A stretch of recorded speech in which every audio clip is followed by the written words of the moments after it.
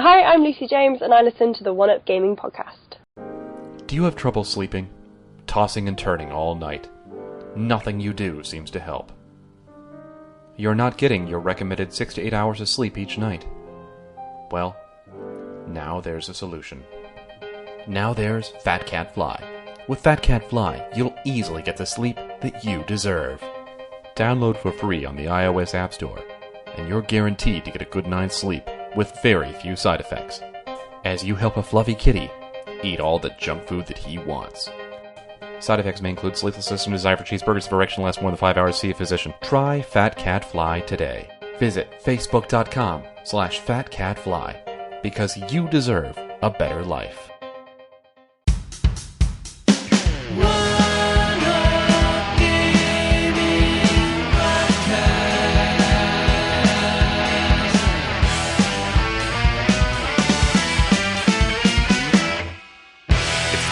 Gaming podcast, hosted by David, Sean, and Zach.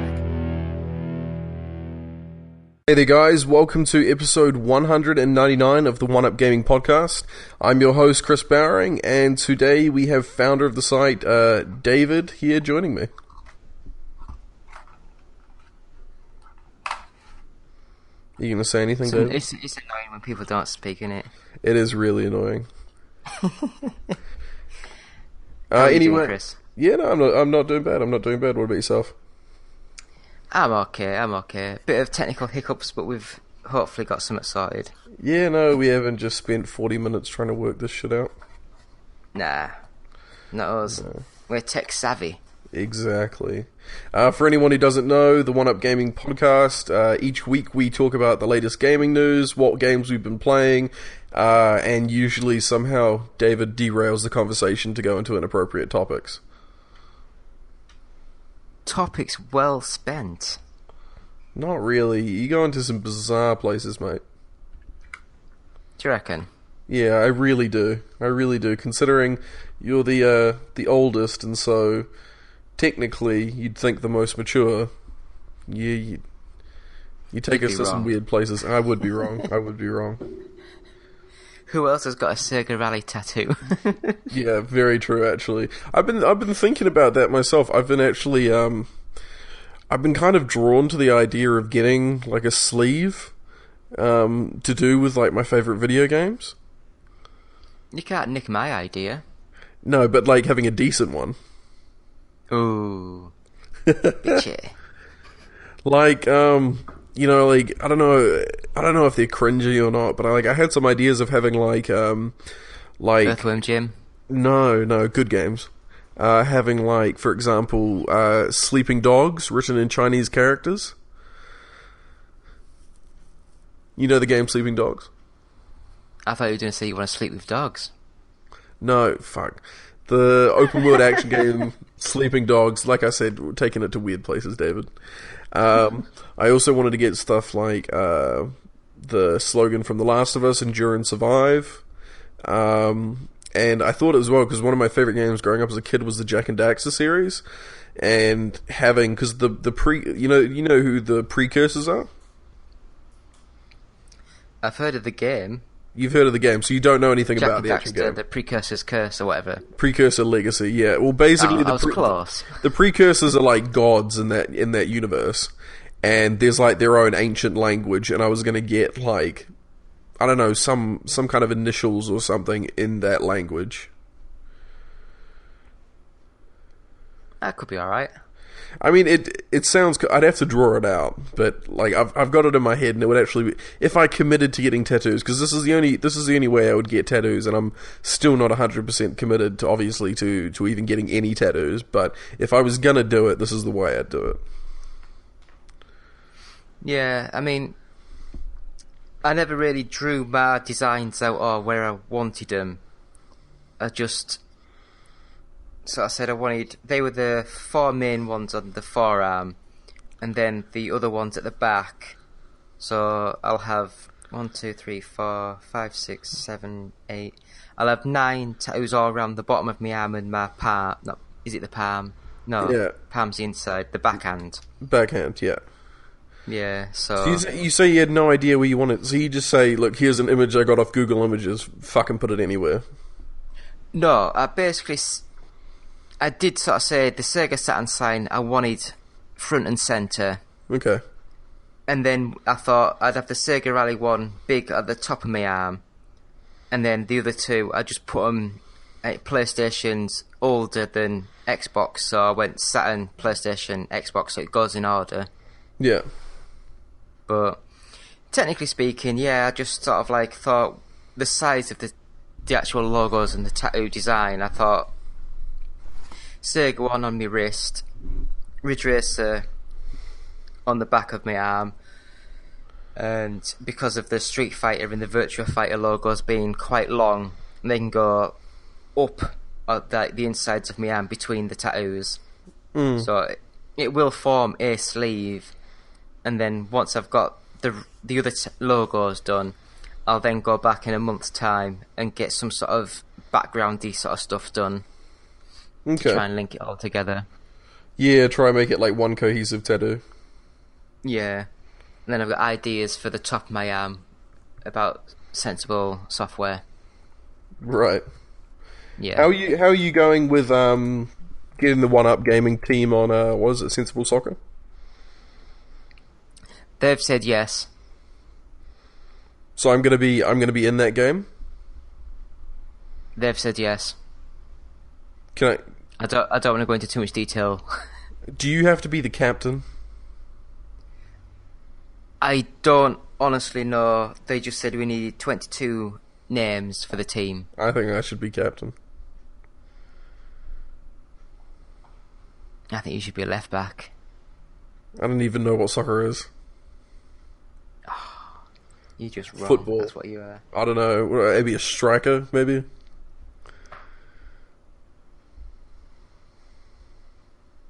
I mean, like, I could not even be a player. I could be like a manager. I don't know. Oh, true. Well, if you were manager, then I'd be captain. I mean, I guess as the One Up Gaming founder, you kind of have to take captain if you're not a manager. But if you're a manager, I mean, I'd probably say I'm second in line. Because I mean, like, when I used to play football when I was a lot younger, before I did my knee injury, I used to, for one team I played left back, and the other team I played striker. So both at the other ends of the pitch.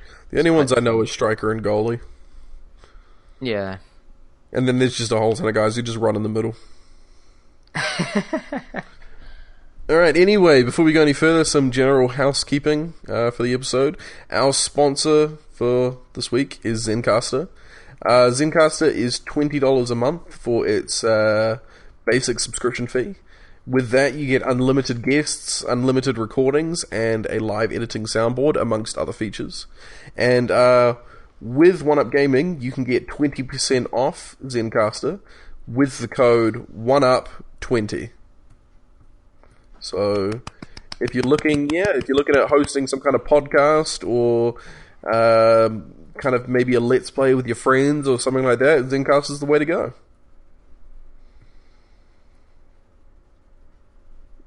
I wholeheartedly recommend it. That was such an awkward pause. Why you do that a lot? You do awkward pauses. I do it because it makes the guests and the other people very awkward. Yeah, but you don't want everyone to feel awkward. It's my enjoyment. It's not the listener's enjoyment, though. You don't want everyone to feel awkward. It's because, like if I've just said something and then you say nothing in reply, that's just bad podcasting. I used to, literally about 2-3 years ago, in the early 50s sort of time, I used to literally wait a good 3-4 seconds for a reply, and you could just hear everyone was like, it's so I don't know what to do. That's so bad. I know. Alright, so what have you been playing this week, David? Are we just going straight into it, are we? Well, I mean, conversations will come up as they arise. Fine. So what else did you want to say then? I don't know. Yeah, maybe exactly. that we're doing a live panel at the Play Expo in Glasgow. Well, I was gonna wait to get to that. Alright, we can talk about that after what we've been playing then. Yeah, I mean, I thought we'd chuck that in news or something. Alright, yeah, that's fine. Alright, sweet. So what have you been playing? So, before I go into what we've been playing, I think we just mentioned that we're going to go back a little bit back to the original sort of format of the podcast, where it is a little bit more in, like, sections, where we'll have a quick, 5 minutes of chit-chat and the sponsor, then we'll have what we've been playing, then we'll have news, games that have been coming out, things, so it'll have, like, little sections each. Yeah, exactly. We want to bring some formatting to kind of the show and then have kind of conversations spring up as they kind of come about. Yeah. Yeah. Sweet. And it'll either be me or David hosting it each week, but you'll always see both of us on, and then sometimes we'll have Joey on, sometimes we'll have other members, and we might possibly also look to bring on some more podcasters. Yes, if anyone wants to apply, please email us at contact@oneupgaming.co.uk. Sweet. So, if you want to join the team, let us know. Yep, we need team members. And if anyone's in the local Glasgow area, I would love to do some video features, news segments, things like that, where I've got cameras, video recording equipment, and I would love to do like live shows. So I think that could be quite fun. What kind of cameras you got? Some decent ones? I've got a Panasonic Full HD camcorder, whatever that is. The only reason why I picked it up is because it's got like a 120 gig hard drive built into it. Oh shit! So it can store quite a bit of that's recording. Decent. Yeah, that's good. Yeah, and that's what I'll be using to record our live panel. Like I'll have one of my mates at work recording it. Sweet. So I'll go up on YouTube as well. So anyway, what have I been playing this week? Now, normally I don't mention this, but in the email that they sent to me, I had to make clear that I got sent the code for free. And so I'm honouring that. We got the code sent for free. The game I've been playing was NBA Playgrounds. And I don't know if you've heard of this, Chris. No, I've heard of it, but I don't know what it's about. It's a NBA Jam clone. Familiarise me on NBA Jam. NBA Jam was a early to mid 90s arcade fast-paced 2-on-2 basketball game. Okay. And this is exactly the same as that, an arcade-style fast-paced 2-on-2 basketball game. Now, I've not played it in docked mode, whatever the hell you want to call it, like on the TV. I've only played it in the handheld mode because I'm playing it on the Switch. You're playing it on the Switch, okay. Yeah. So how different is it from my knowledge is I've played NBA 2K16. Right, that's a full, like, 5-on-5, slow-paced sort of game. Yeah. This is just a side-on. You've got a run button, like a push button, so you can push people over. There's no rules. You can nick the ball. And there's power-ups, so when you do dunks, you fill a meter, and once you've filled that meter, you get a random power-up. Right. Now, sometimes it's just like lightning or something that makes you guaranteed to dunk the ball. Yeah. Sometimes it's something crazy, like it gives you 12 points for the next sort of dunk that you do, which is technically breaking the game because it makes you unbeatable. Right. But you said this is side-on? Yeah, it's like a side-on sort of view. Okay. Full 3D though. Right. It looks nice. It does look nice. I actually quite like the commentator because it's one of those commentators that, because it knows it's an arcade game, it can just say random things, and it's quite funny.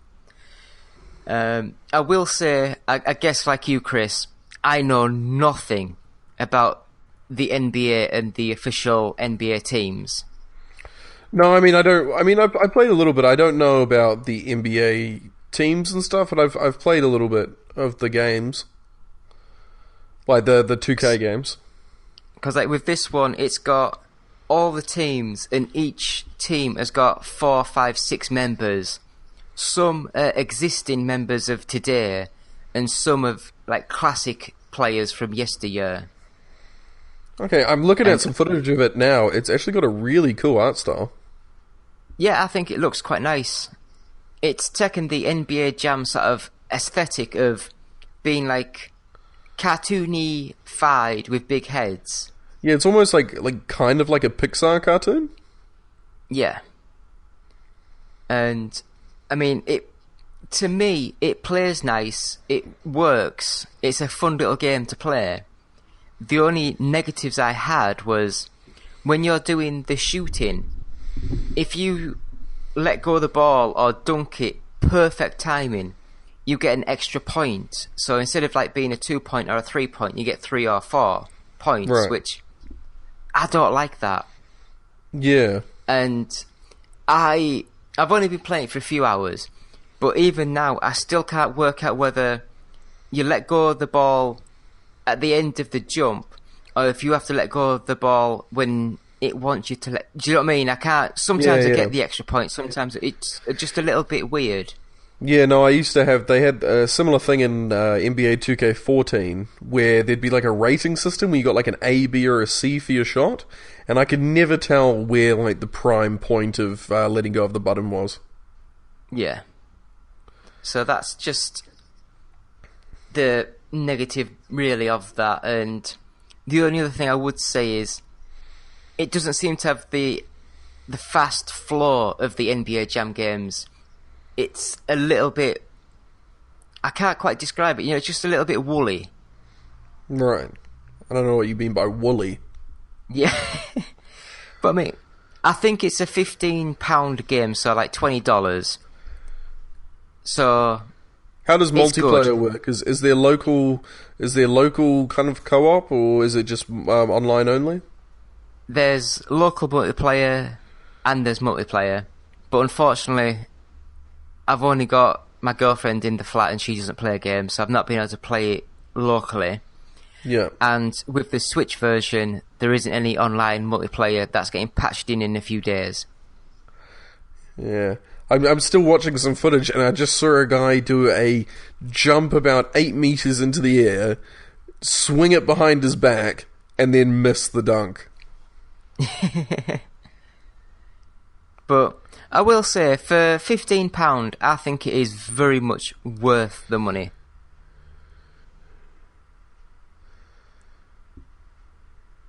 Yeah, it really looks like a cool game to play with kind of like a friend. Just sitting on the couch together. Yeah, I think it could... I mean, I'll have to try it at work where I've got people who are willing to play, whether I can actually rip the Joy-Cons off and use one each. Yeah, no, because it is a Switch game, fun. Yeah, that actually would be quite fun. Yeah, so... I mean, the only other game I've really been playing this week is, again, Mario Kart. Just before Deluxe. You move on, who's this game made by? I don't know. Maybe Nintendo. What, the NBA game? Oh, NBA Playgrounds. Yeah. Let me check my email that I got. You're asking all the questions. I don't know how to do research. I'm pushing you. Made by Saber Interactive. Okay, Sega made this. Okay. No, Saber. S-A-B-E-R. Oh, Saber. Okay, I haven't heard of him. Yeah, so a couple of things to note. Please disclose that you were provided a copy of this game by Saber Interactive for coverage purposes. To unlock online play, you'll first need to do a local tournament match. Online tournaments will be online update to be decided. Nintendo Switch will not have online functionality at launch. This will be coming in a few days. So, but yeah, I think, especially if you've got a Switch, it is probably one of the better downloadable games, especially for like £15. Yeah. And it's a fun little game. It's not gonna last months, but for 15 quid you can play it, especially multiplayer, for a few hours, and it'd be great. Yeah. No, fair enough. So what was the other game you've been playing? Mario Kart 8 Deluxe. Right. And it's still really annoying me. Oh, so you don't like it? I think it's probably the best Mario Kart game ever made. Okay, I'm confused then. Do you But, like it like, or not?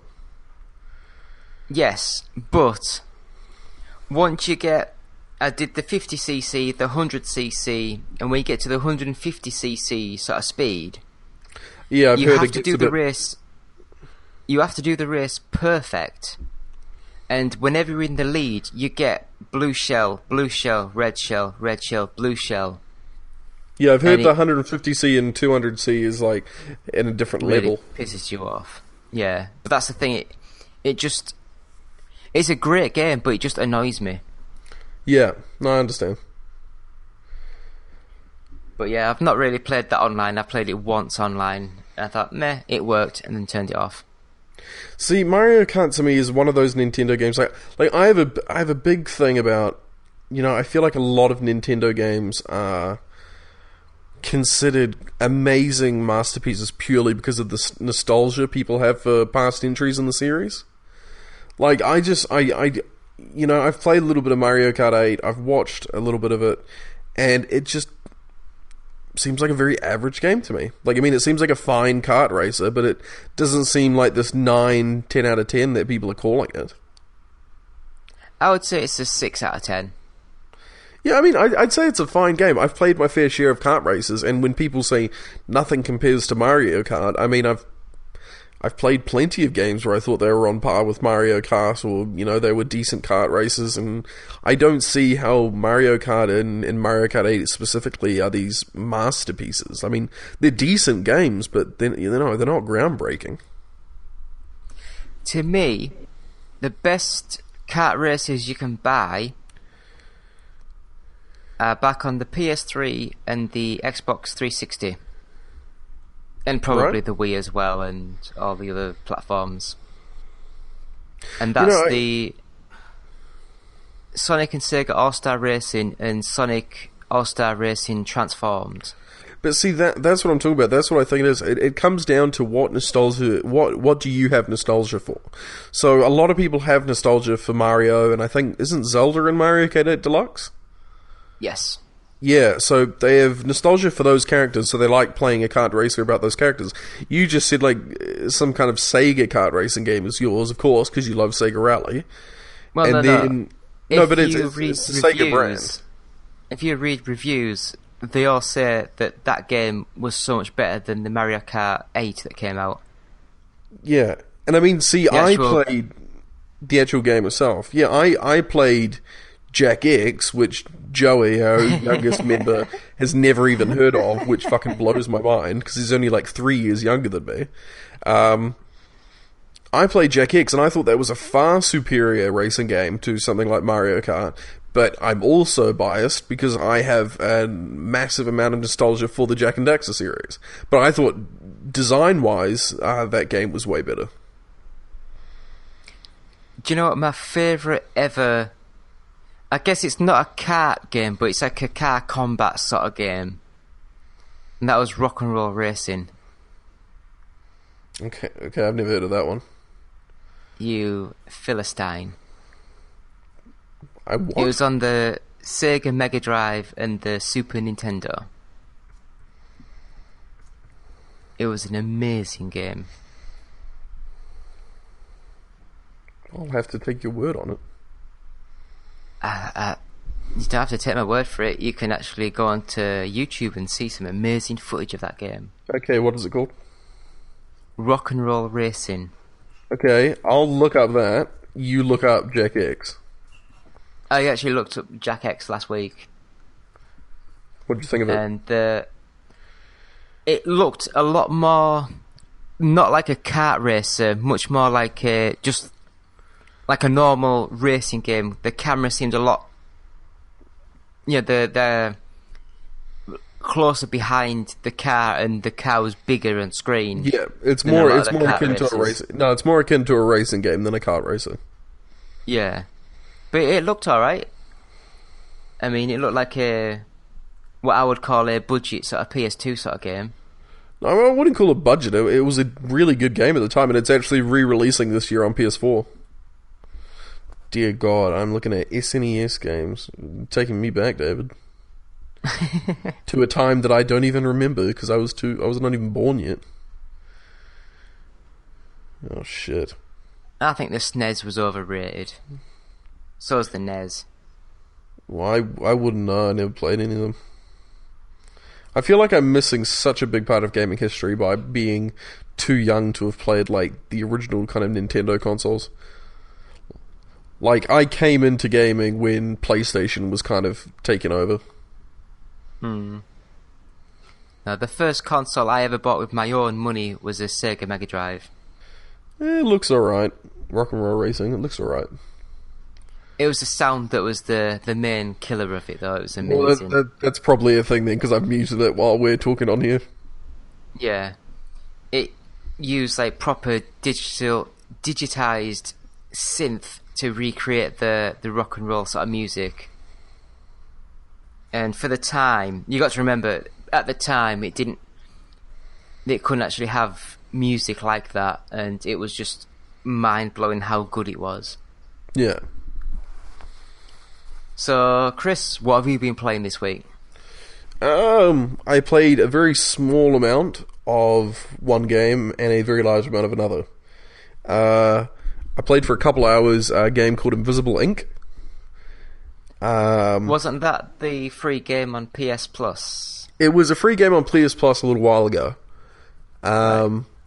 And it's basically, the best way I can describe it is it's a mix, in my opinion, between XCOM and the original Metal Gear Solid. Metal Gear Solid. Sorry. It's a really cool game, but unless I am missing something, there is like some big flaws in it. So basically, it's kind of it's Metal Gear Solid in the sense of you're playing Isn't as one it of just like the VR missions? What VR missions? Wasn't there like a Metal Gear Solid 2 that just came up with the VR missions? It was like on the Xbox, the original Xbox. Well, I And wouldn't I'm call sure these. I heard that's what this is like. It's just loads of like little, like 2-3 minute stealth missions, like next level sort of thing. No, I wouldn't even call it that. I mean, I could get through a level sometimes in 5 minutes. Sometimes it would take me 30 minutes, 40 minutes. Yeah. Oh. I mean, no, I would say it's Metal Gear Solid in the sense of you're kind of moving through environments. You're not, running and gunning. You can purchase like projectile weapons later on, but you start off with like a disruptor, which is basically a taser, which you can use once every 3 turns. So basically, you are trying to maneuver through the environment, kind of hack into systems to steal money, to steal power, to steal information, and then there's usually some kind of end goal of either saving a captive, which might be like another playable member of your team, which you can play as if you end up rescuing them in the mission.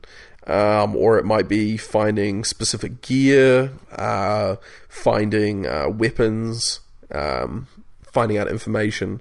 And then it's kind of XCOM in the way that it actually plays with the movement system, and it's tile-based, and the kind of, having moves that you can only use every few turns and stuff like that. It's a really cool game, really well designed in its level layout and in its kind of appearance. It's quite beautiful in its kind of cartoony art style.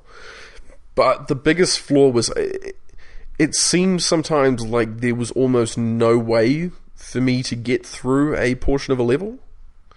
So I'd get to a part of a level, and basically these guards, they have like an area view, and if you walk into that area view, they see you. If you have anything you can duck behind within one tile, you can save your character. If not, that character's basically dead.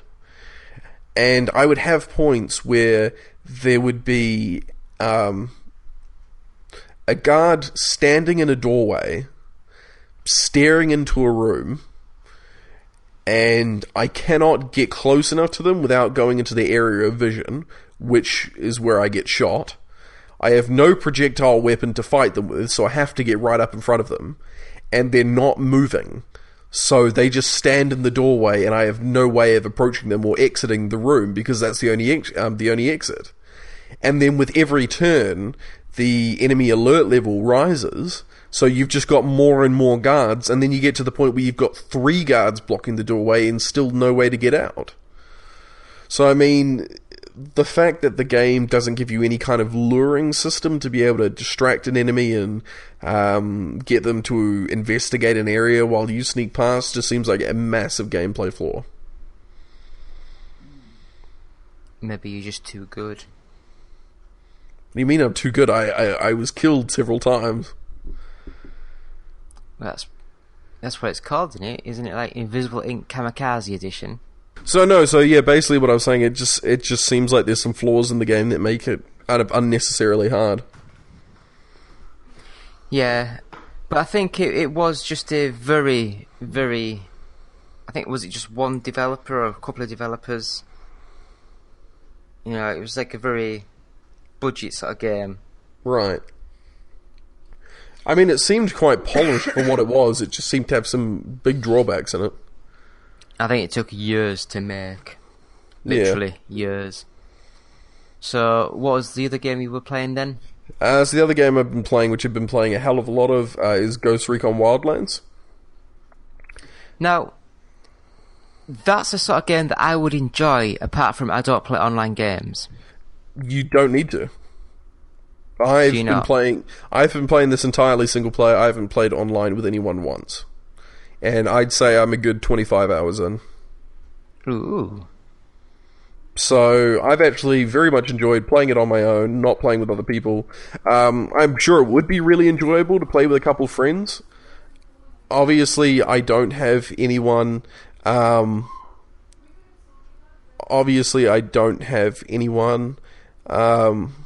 I can play online with, because a lot of my friends have Xbox Ones and PCs, and I'm on PS4. So I'm really enjoying it. Up front, it is a very average game. Like, very, very average. It is very much a middling third-person shooter. There's not much to it. Like, it's very much a mix between Metal Gear Solid 5 and Far Cry. And when I say it's kind of like Metal Gear Solid 5, it's like a B-tier Metal Gear Solid 5. So... But isn't that what Ubisoft do now? Just B-tier sort of bit janky games? I mean, I don't know, because some of their games are really polished, like, their UbiArt games like Valiant Hearts and Rayman Legends were absolutely fantastic. I'm talking about their, like, third-person sort of, you know, like the open-worldy sort of games. Yeah, I mean, they're AAA, but I mean, yeah, it does seem like more or less they are putting out, like, quite a few, seemingly, B-tier-ish kind of games. Like, this one feels the most like a blatant, like, B-movie kind of equivalent. Yeah. Like, it very much feels like Metal Gear Solid 5 with elements of Far Cry, but with the kind of complexity dialed down a lot. So, like, I'm doing the exact same thing almost every mission. In, like, regards to, like, I roll up to a mission, I put out my drone, send my drone around, scan everyone in the area, put targets on them, and then I just slowly, with my team, because I'm playing single player, I can use an ability called Sync Shot, where I can kind of get my team to aim at up to 3 different enemies, and then when I shoot a 4th, they'll take out those other 3. So you can take out big kind of groups of enemies relatively quickly. And so I kind of just go through the base, taking everyone out, being as quiet as possible, eventually get seen, gun everyone down, get the information I need, get out. And it's basically just that again and again, rinse and repeat. But it's fun. I'm enjoying it. You know, I'm 25 hours in, and I'm still enjoying that same kind of just mindless cycle of going to a base and just wiping everyone out and getting what I need and getting out. Yeah, I mean, I think that sort of game I would enjoy. You know, like the ones that... I quite liked the sim approach, but I don't have time for that now. I like the... It looks kind of like a sim, but it's more arcadey, just run around and shoot things. Yeah, I mean, I'm not a big fan of the Call of Duty style of just... Like, I find that really mindless, like running around and just, I'm not even aiming properly, like, I'm just spraying bullets everywhere and I'm just running. Whereas this, it's kind of the more tactical, like, I'm going to a base, I'm surveying things, and I'm using a sniper rifle to take everyone out, but I'm still doing the mindless going to a base and just wiping it out. Yeah, I like the idea of...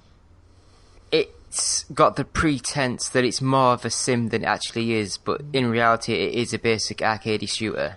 Yeah. Yeah. And it tricks me enough to make me think, oh, I like the idea of that. Yeah, I mean, I do wish there was some kind of progression, though. You know, like, I stuck with The Division for a while, which kind of, you know, obviously it's a different beast because it's an RPG MMO. But I stuck with that for so long because I loved the thrill of getting new gear and getting more powerful weapons. And I'm 25 hours into Ghost Recon Wildlands, and I'm still using the same 2 guns that I used on the first level. Does it actually have the song? The one that's got Wildlands? Like the 80s sort of song? No, it doesn't. Damn! That would have been amazing. That has nothing to do with what I was talking about, David. Sorry. No, I mean, I just wish, like, I've been getting new guns steadily as the game's been going, but, like, I look at their stats, and every time I'm like, no, I'm pretty happy with what I've already got. Like, I'm still taking everyone out just fine. So... Oh, well. You know, I wish there was something there. The skill points are pretty basic. It's, you know... There's a few abilities that you upgrade kind of immediately because they're fairly useful, like upgrading your sync shot from being able to take out 1 enemy to 3 enemies and, you know, putting up your kind of health and stuff like that. But most of the abilities are kind of pretty average. So, like I say, it's very much a middle-of-the-road, decent shooter if you're looking just to kind of mindlessly kind of wipe out some outposts, but don't expect too much from it. Yeah, I mean... Would you recommend it if I can find it for like 20 quid? Yeah, I mean, yeah, for £20, you know, I think, you know, it's definitely long enough. Like, I'm 25 hours in, I'd probably say I've got maybe another, you know, I'm not going to take out every boss there is. I'm actually kind of doing the bare minimum, and I'd probably say, you know, I'm probably another 10 hours left, so it's like a good 30 to 40 hour game. But it's like, the thing you got to remember with me is... I will probably play it once for about an hour or 2, and then I'll probably never touch it again. And you'll get the exact same experience. Like, you will get... Right. Yeah, 'cause I know I do like an open world game that's a bit janky, but fun to play. Yeah. I don't know, they just always appeal to me. So, should we move into the next segment? Yeah, no, why don't we go over the news for the week? And now, it's this week's news with 1UP Gaming.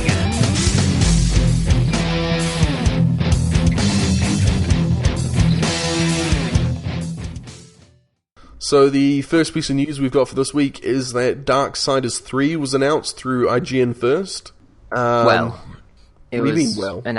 It was announced by Amazon France a few hours before that. Oh, really? I didn't see that. Yes. They broke the embargo that IGN paid a lot of money for. Oh, shit. Which I thought was funny. No, I saw it first through IGN first. I think it looks very average.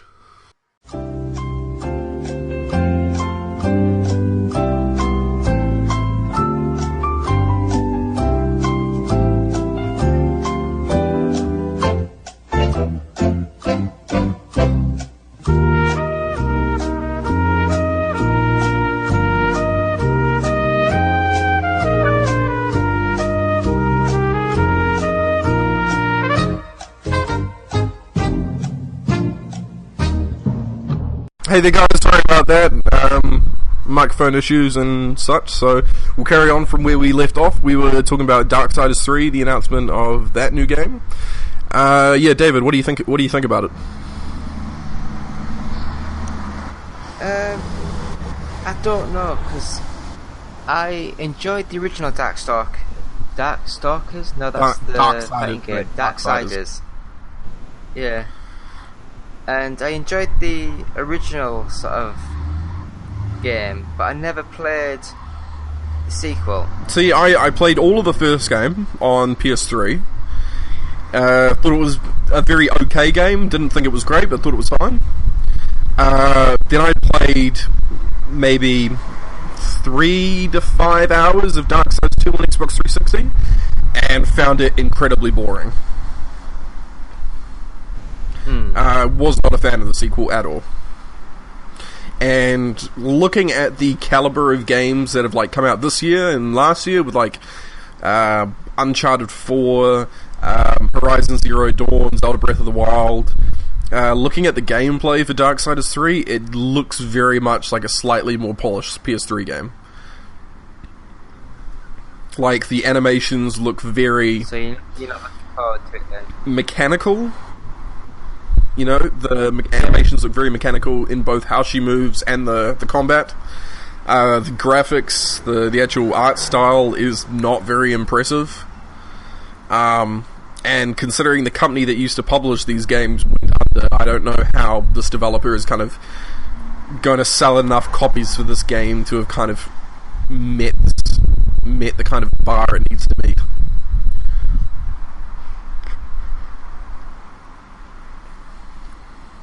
Yeah, I mean, I guess it's still very early. It's not out till next year. Yeah, but I mean, usually when we see a contained slice of a game a year before, I mean, that's pretty much what it's going to look like. Usually not better, if not worse. It looks worse by the time it comes out. Well, that's if you're Ubisoft. Well, when has there been a game that's showcased a kind of small slice and then released to actually look better? Well, maybe not look better, but it's got more of a game. What? Give me an example. Well, that's the thing about vertical slices. It's basically just a small segment of the game to show how the game should work. Yeah, exactly. But I'm saying, it's like when we're talking about animation quality, like, that's not going to change. It's like BioShock Infinite. The vertical slice in the actual game are nothing alike. Yeah, true. But I doubt Darksiders 3 is going to change that much. Maybe not, but until we get proper gameplay, and I think always give it the benefit. Okay, of the no, doubt. fair enough. So, I mean, what's your deliberation on what you think of it so far? To be honest, I've not even been that bothered. I've not even looked at the Right, video. well, from my perspective, I've seen all the coverage so far. I'm not impressed. I'm not very excited for this one at all. Yeah, I mean, the first one I enjoyed because it was everyone said it was a Zelda-like, but to me it was much more directed, whereas for me the Zelda games, unless you know what you're doing, you get lost.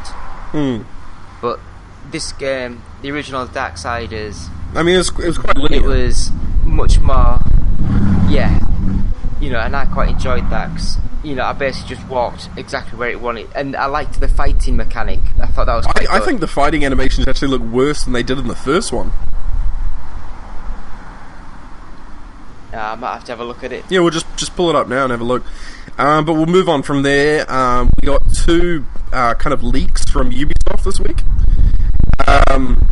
First off being that supposedly a screenshot has leaked for the next Assassin's Creed, which does look to be set in Egypt, and it is supposedly called Assassin's Creed Origins, which is a fucking terribly generic name.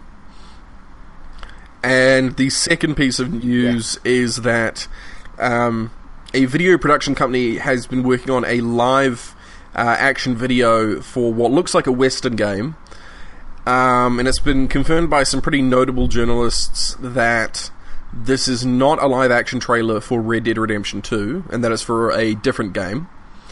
And this is also the same director and company behind the live-action trailer for Far Cry Primal, so people are guessing that Far Cry 5, or the next Far Cry game, is going to be a spaghetti western, which also lines up with the fact that Ubisoft put out a poll a couple years ago over where fans would like to see the Far Cry series go next, and a western was on that list, and that actually received the most number of votes for where people would like to see the series go next. So it looks like we've got Assassin's Creed Origins set in Egypt, and the next Far Cry game is a spaghetti western.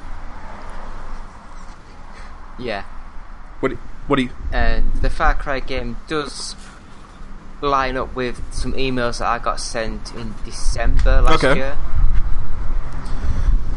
You know, that basically sort of said where it was set, what you were doing, the characters that you'll be, things like that. And from what I've heard so far, that's all lines up with what I was sent. Well, I mean, are you allowed to say that? No. Well, you probably shouldn't have fucking said that. It's alright. I never said who sent it.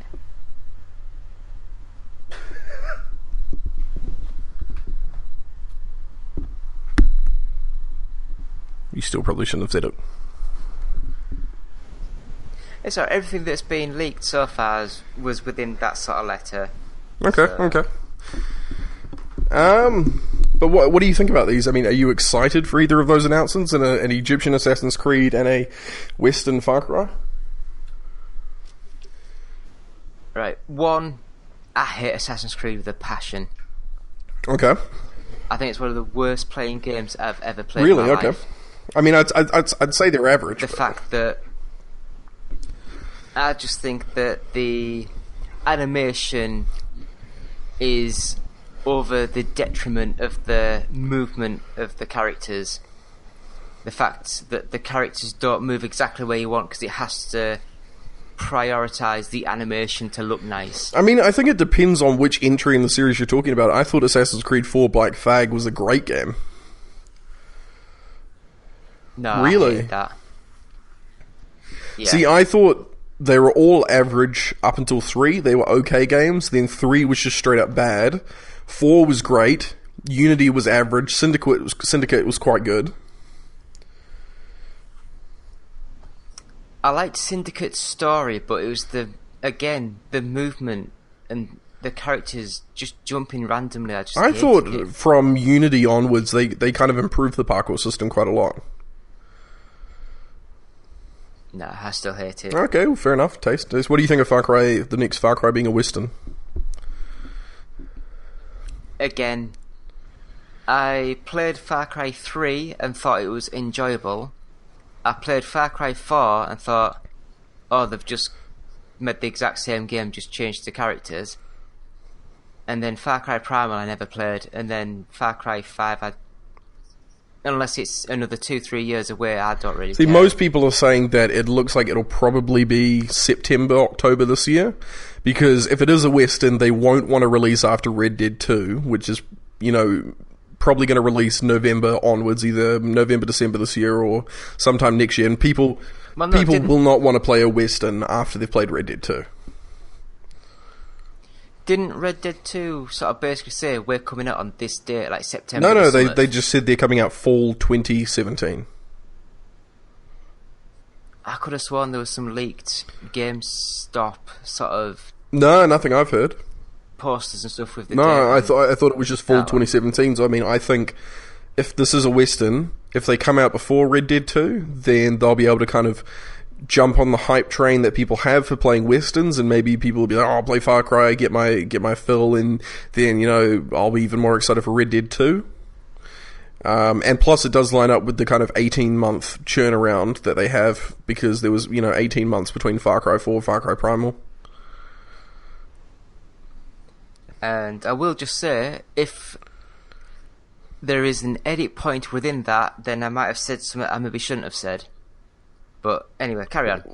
Yes, I'm not that bothered with those Why games. don't you put an edit point in there and tell me? No. Tell me. Because I've already said what I said. Tell me at the end of the podcast.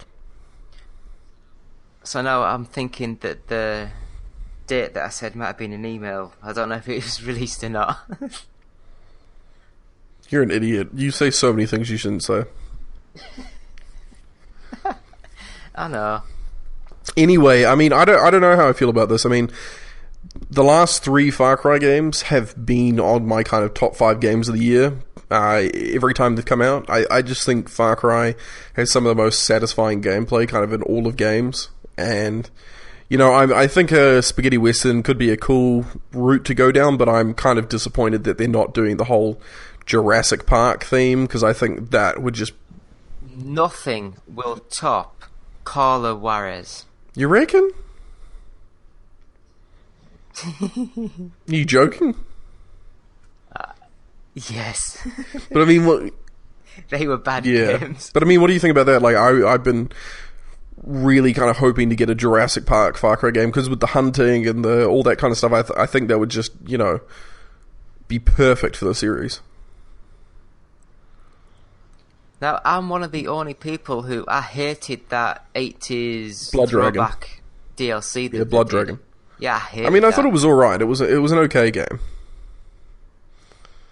You're avoiding... You know, again, I just felt that the shooting and that just didn't You're feel avoiding my right. question. What do you think of Jurassic Park, David? I love Jurassic Park. It's No, one of the my favourite movies. fuck. A Far Cry game with a Jurassic Park setting. Take the Far Cry bit out of it and make it another sort of game within a Jurassic Park setting. And that Why? might be What quite kind of good. game? I think of the hunting in Far Cry. Like, imagine being able to hunt a Velociraptor.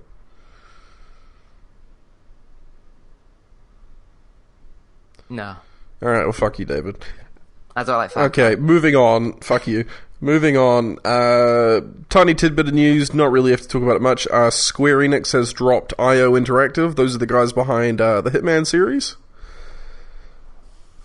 Yes. They apparently had 3 seasons of the current iteration of the game planned, so the first season came out over the course of last year, so that's kind of now up for debate whether the second 2 seasons are going to come out. Well, I mean, the problem is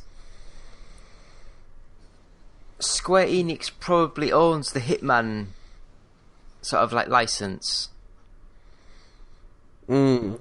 And if they've dropped IO Interactive, to me that sounds as though they've thought we can make the add-on DLC stuff a lot cheaper internally and just drop the IO Interactive, because they'll be wanting like proper full money for just doing that DLC But stuff. I mean, they created quite a good game last year in the Hitman game. So I mean, wouldn't you want to just continue that? Yes. Not if you think you can do the exact same thing for half the price. I guess maybe, yeah. Because the game engine's fully made, it's already done. They're just adding content. Yeah, I guess that's a valid point. You know, and to be fair, I mean, how much of IO Interactive maybe went into the DLC stuff, we don't know. It might have gone to an external studio anyway. Yeah. You know, but it's one of those things that hopefully in the coming months more details will emerge. Yeah, no, true. Ever continuing story. The last piece of news we have for this week isn't really a piece of news, just something I thought was very interesting. Been kind of looking forward to Prey for a little while. You know, not sure how I felt about it. It looked kind of cool. Looked like a callback to the original Bioshock and stuff like that.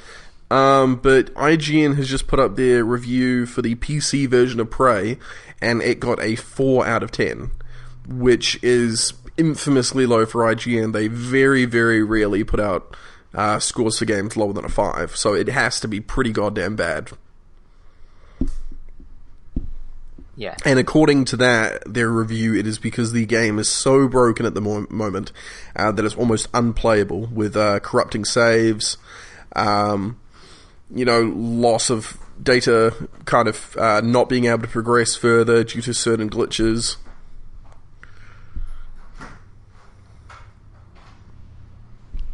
Now, I mean, I don't know about you, but have you played the free demo, which is like the first hour? No, of the game? I wanted to wait till the full game came out because you couldn't carry your saves over. I played that, and I would not want to play this Really? game. Yeah. I mean, a lot of people were speaking quite positively about the demo. The story, the settings, No the spoilers, characters no are all spoilers. good. No. But all that is really good, well done. The gameplay is it feels like from like the 1997 sort of era of the first 3D sort of shooters. Oh, okay. Imagine there was a game called, I've completely blanked on it, Power Slave, something like that. A 3D shooter on the Saturn and the PS1, and it was like a full 3D like Doom sort of game. But the enemies you were shooting were like little spiders and little creepy crawlers, and it's one of those things where because the enemies are that small and fast, you can't shoot them. And that's what this game reminds me of. So yeah, I just did not like it, and the character movement felt very slow and clunky. I didn't like it. Alright, fair call. But as I said, the story, the settings, all the set pieces, they looked amazing. Yeah, well, I mean, that's what I'm kind of looking to get from it. Yeah. You're probably best off just watching a full playthrough on Twitch or something. Okay, well... But Alright, well that's what we've got for news this week. Now, usually we would have a segment after this called Coming Out This Week, where we'd go over the latest games releasing, but that is Joey's area of expertise, and he is not with us this week, so we will be passing up on that segment. I can quickly go through it. You want to give it a go? Do you want all games or just the... Well, kind of the... PS4, PC, and yeah, Xbox. well, kind of the... I've got Android, iOS, Windows Phone, PC, No, Mac. fuck all that shit. Right. So the first game, PC game, I've no idea what it is. It's by Devolver Digital. Block and Hood. Okay. I've never heard of it. I have no idea what it is. So next up, we have another PC game and PS4 game by NIS America, and it's called Birthdays The Beginning. I would guess, since it's NIS, they do a lot of Japanese RPG, they port them across. Yeah. So I would guess it's a Japanese RPG, but I've never heard of it. And next up, we've got, on Xbox One and PS4 by Badland Indie, Demon's Crystals. And again, I've never heard of that. Alright then. And that's it. And that's it. Okay, sweet. Yeah. So I would just like to mention this week's top 10 games in the UK, just so people can kind of get an idea of what's selling in the UK. It's by Chat Track. And so the top 10 is 10 Forza Horizon 3, 9 Horizon Zero Dawn, 8 FIFA 17, 7 The Legend of Zelda Breath of the Wild, 6 Rocket League, 5 Lego Worlds, 4 Call of Duty Infinite Warfare, 3 Grand Theft Auto 5, 2 Prey, and number 1 Mario Kart 8 Deluxe. Alright. So that's something a bit different. So you're going to do the goodbyes now? Yeah, no, I mean, yep, sorry I zoned out for a minute. Do you want to talk about, though, the Glasgow play thing? Well, I mean, at the moment, all I have got to say is that we have over £300 worth of goodies to raffle off, and all the profits will be going to Diabetes UK. Some of the prizes that we've got include like a little game, an Android games console, a VR headset, Android mini PC, Wei Zhang Master Transformer, which is like a massive Optimus Prime, all in black. Little Bluetooth stereo earbuds. Imagine, do you know like the AirPods from Apple? Yeah. It's like them, but like a cheap version of them. Okay. We've got a 1080p camera. I think that's about it. Got games as well to give away and that. Yeah. So we'll be doing like a show. We'll be giving things away at the Glasgow event. I think it's the 17th of next month it'll be, so June the 17th. Okay. So that should be fun. We'll have a lot more details to come. It's still very early. We've just had the go-ahead this morning. So we will get some emails sent over to Andy and get that all sorted. Sweet. Sounds good. Cool. No, I think we'll wrap up there for today. I think we've gone over a lot of cool stuff. Yeah. So thanks, guys, for listening. If you want to support the website, you can go and check us out on www.patreon.com/OUG. Blue Cyborg's our Games official and merchandise. T-shirts and mugs. Right, yep, Blue Cyborg. T-shirts and mugs from Blue Cyborg, sweet. Games-inspired music is out now. 20% off each sale going to the Child's Play charity. Our audiobooks on tape at audiobooksontape.com is our first 100 podcast episodes, plus exclusive Sans Pants radio interview. And that's £9 plus £1 is going to go to Diabetes UK. You can check us out on Facebook at 1UP Gaming. YouTube's the same, 1UP Gaming. You can check us out on twitch.tv/OUG official. Same on Twitter. And you can contact the website at contact@oneupgaming.co.uk. Or you can contact me personally at #HashBrownAddict on Twitter. And please subscribe to the podcast and leave positive feedback and stars and things like that. And hopefully... Well, Chris has dropped the call there, so I will just say thank you. See you next week. Goodbye. Hey guys, Justin here. I just wanted to say that I've been thinking about you. I've been thinking about you a lot. Yes, you in particular. In that way. And I wanted to say, I think you're great. I've always said that about you. And I was wondering, if you think we're great, if you could give us a quick rating on iTunes, we'd really appreciate it. It would really, really help us out in that, podcasty sort of way.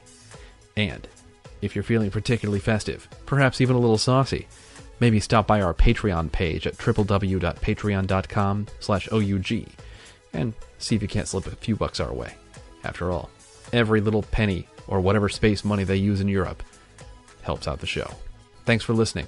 OUG Gaming will always be free, but with your support, we can always move forward and always be better.